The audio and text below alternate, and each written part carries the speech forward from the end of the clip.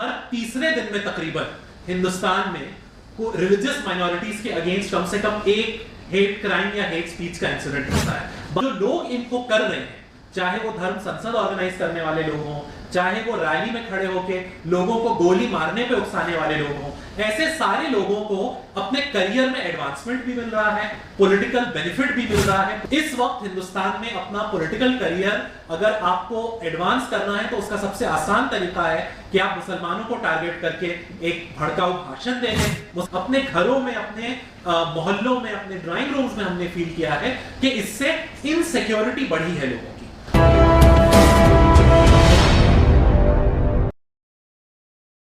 हमारे higher education सर्वे की history में पहली बार किसी एक कम्युनिटी के एनरोलमेंट परसेंटेज में इतना बड़ा ड्रॉप देखने को मिला है। ये अनप्रेसिडेंटेड है और ईमानदारी की बात यह है कि इसके एग्जैक्ट कारण क्या है उसका एक्सप्लेनेशन किसी के पास भी नहीं है।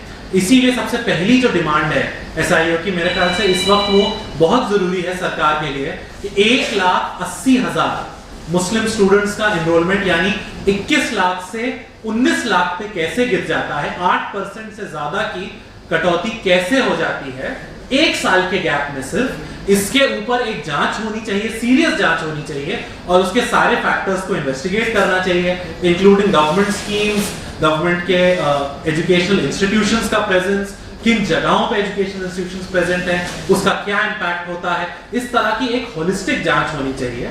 हम यहाँ पे बस कुछ अहम चीजें, कुछ अहम सवाल जो इन आंकड़ों को और जिस वक्त के ये आंकड़े हैं उसको जब हम साथ में रख के देखते हैं तो जो अहम सवाल कुछ खड़े होते हैं, हम उन सवालों को आपके सामने रख के अपनी बात को खत्म करेंगे। जैसा कि निवेदिता मैम ने हमसे पहले भी कहा कि ये पिछले 7-8 सालों में, बल्कि पिछले 9 सालों में इस मुल्क में जिस तरह से माहौल तब्दील हुआ है उससे इन आंकड़ों को काट करके नहीं देखा जा सकता। सबसे बात सिर्फ इसकी नहीं है कि हर तीसरे दिन में तकरीबन हिंदुस्तान में रिलीजियस माइनॉरिटीज के अगेंस्ट कम से कम एक हेट क्राइम या हेट स्पीच का इंसिडेंट होता है। बात सिर्फ इसकी भी नहीं है कि जो बड़े बड़े इंस्टेंसेस हुए हैं मॉब लिंचिंग के, वायलेंस के, पब्लिकली स्टेट पॉलिसी के जरिए से मुस्लिम ट्रेडर्स को रिस्ट्रिक्ट करने के, या जिस तरह से भी उत्तराखंड में एक शहर में मुसलमानों को घर और दुकान खाली करने के लिए पोस्टर के जरिए से और पंचायतों के जरिए से उनको डराया धमकाया जा रहा है और उस पर सरकार कोई एक्शन नहीं ले रही। मसला ये है कि ये सारी चीजें हो रही हैं और इनको पब्लिकली किया जा रहा है और जो लोग इनको कर रहे हैं, चाहे वो धर्म संसद ऑर्गेनाइज करने वाले लोग हों, चाहे वो रैली में खड़े होके लोगों को गोली मारने पे उकसाने वाले लोग हों, ऐसे सारे लोगों को अपने करियर में एडवांसमेंट भी मिल रहा है, पॉलिटिकल बेनिफिट भी मिल रहा है, प्रमोशंस भी मिल रहे हैं। इस वक्त हिंदुस्तान में अपना पॉलिटिकल करियर अगर आपको एडवांस करना है तो उसका सबसे आसान तरीका है कि आप मुसलमानों को टारगेट करके एक भड़काऊ भाषण दे दें, मुसलमानों को टारगेट करते हुए आप कुछ एक्टिविटी कर दें। सबसे आसान तरीका है पॉलिटिकल करियर को एडवांस करने का। और ये जो सोशल और पॉलिटिकल इंसेंटिव मिला है मुसलमानों के खिलाफ नफरत फैलाने को, यकीनन हमने पर्सनली फील किया है, अपने घरों में, अपने मोहल्लों में, अपने ड्राइंग रूम्स में हमने फील किया है कि इससे इनसिक्योरिटी बढ़ी है लोगों की।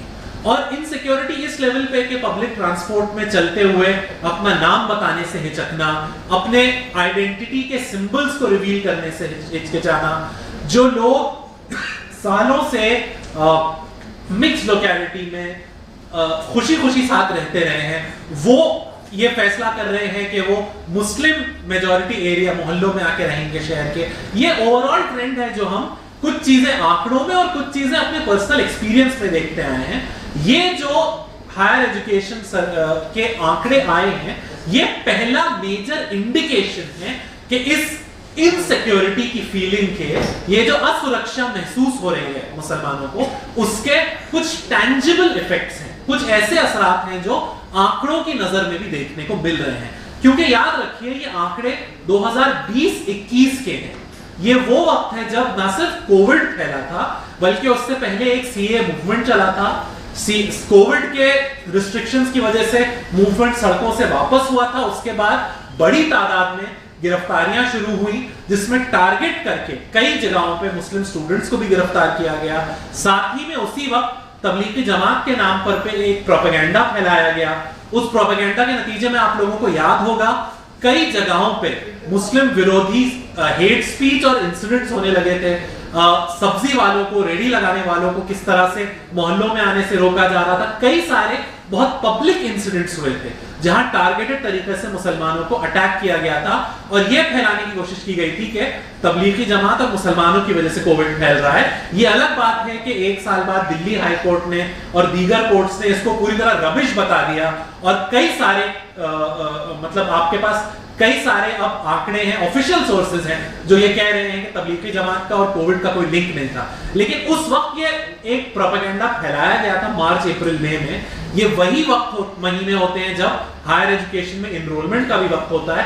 हम इस बात को पूरी तरह डिस्काउंट नहीं कर सकते। हम नहीं कह रहे कि ये डायरेक्ट लिंक है, ये जांच करने की चीज सरकार के लिए है, लेकिन बहरहाल ये वक्त वही वक्त है जब इस तरह के Islamophobic, anti Muslim, hateful propaganda को फैलाया जा रहा था। और ये लाजमी बात है कि जब इस तरह का प्रोपेगेंडा फैलाया जाए तो उससे इनसिक्योरिटी फैलेगी। खत्म करने से पहले आखिरी बात जिस तरफ मैं इशारा करना चाहूंगा, हिंदुस्तान में हम लोग ये जानते हैं हायर एजुकेशन एक प्रिविलेज है आज भी। उसकी तरफ वही लोग जा पाते हैं जिनके बेसिक चीजें किसी हद तक सिक्योर होती हैं। या तो वो लोग जो पुश्तैनी तौर पे वेल ऑफ हैं, एजुकेशन से जुड़े हुए हैं। फर्स्ट जनरेशन में हायर एजुकेशन में वही लोग जाते हैं जिनके घर पे थोड़ी सी सरप्लस इनकम होती है, थोड़ी सिक्योरिटी होती है कि आने वाले कि आप अपने 18-20 साल के अर्निंग मेंबर को आप 2-3 साल के लिए उनकी अर्निंग को मुलतवी करके, रोक करके उन्हें पढ़ाई की तरफ भेज सकते हैं ताकि वो बेहतर फ्यूचर हो सके उनका। ये एक सिंपल, सबको पता है एक चीज है। ये जब वो सिक्योरिटी इंपैक्ट होती है, जरूरी नहीं है कि सिर्फ इनकम का सरप्लस खत्म हो। जब आप इस बात को लेके इनसिक्योर हो जाएं कि मैं अपने शहर से 300 किलोमीटर दूर किसी शहर में अपने बच्चे को भेज सकती हूं, क्या मेरी बेटी, मेरा बेटा जाकर के सिक्योरली 400, 200, 100 किलोमीटर दूर जाके अनजान शहर में सेफली पढ़ सकते हैं। जब ये इनसिक्योरिटी पैदा हो जाती है तो जाहिर सी बात है हायर एजुकेशन में एनरोलमेंट कम होगा ही। जब आपके शहरों में यूनिवर्सिटीज नहीं होंगी, आपको स्टेट कैपिटल्स और नेशनल कैपिटल्स में लोगों को भेजना पड़ेगा पढ़ने के लिए, तो बहुत तरह के सिक्योरिटी और बहुत तरह के अदर फैक्टर्स इनकम के अलावा इंपॉर्टेंट हो जाते हैं। और हमें ऐसा लगता है कि ये जो आंकड़े आए हैं all India survey of higher education के, वो ये बता रहे हैं कि इनकम से हट के भी बहुत सारे जो दीगर फैक्टर्स हैं जिसकी वजह से मुसलमानों के बीच में इनसिक्योरिटी बढ़ रही है, उनका एक टैंजिबल इफेक्ट हो रहा है। बहरहाल हम खत्म इसी बात से करना चाहेंगे कि इसके ऊपर एक प्रॉपर जांच होनी चाहिए कि ऐसा ड्रास्टिक डिक्लाइन कैसे आया है एक ही साल में। और साथ ही में एसआईओ का जो डिटेल प्रोग्राम है जिसमें वो कम्युनिटी से एंगेज करके एजुकेशन के लिए इंकरेज करने की कोशिश करेंगे लोगों को। साथ ही में स्कॉलरशिप्स को रीइंस्टेट करने की जो डिमांड है, इन डिमांड्स की हम तायीद करते हैं और हमें उम्मीद है कि जिस तरह कंस्ट्रक्टिवली कम्युनिटी की तरफ से इसको अप्रोच करके और सोल्यूशन निकालने की कोशिश की जा रही है, उसी कंस्ट्रक्टिव स्पिरिट में सरकार भी इस एफर्ट को लेगी और हमारी इसमें असिस्टेंस करेगी, मदद करेगी। बहुत बहुत शुक्रिया।